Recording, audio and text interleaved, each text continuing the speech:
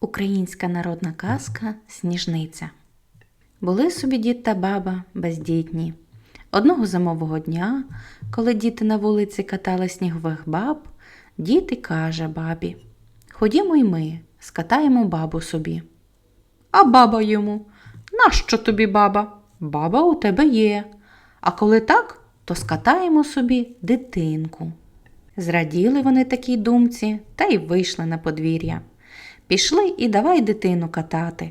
Скатали тулуб, а тоді давай ніжки робити, і ручки, і голову з маленькими вушками та ротиком. Усе поробили. І тільки-но вони все зробили, як сталося диво. Снігова фігурка ожила, її шкіра стала ніжною, дитячою, і вона почала личком ворочати. Дід та баба аж скрикнули від радості. Через час дитинка стала ходити і балакати. Дали їй ім'я Сніжниця. Росла вона щохвилі і за 15 днів стала справжньою дівкою. І була вона біла, як сніг, а волосся і лице білі, мов папір. Сніжниця познайомилася з сусідськими дівчатами, вони бігали до неї гуляти, і вона бігала до них.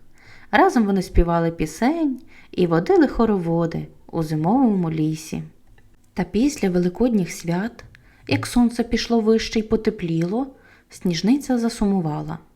Вона все частіше ховалася в холодок, подалі від гарячих сонячних променів. І дожила вона до Купала.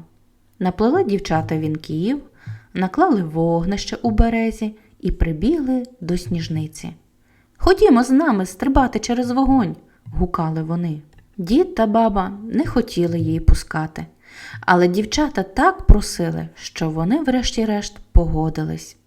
Пустили її, а баба на прощання міцно обняла свою снігову донечку.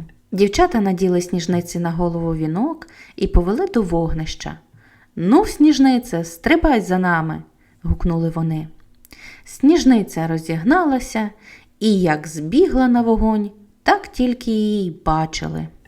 Прийшли дівчата до діда й до баби та й кажуть, що бозна де їхня Сніжниця поділася.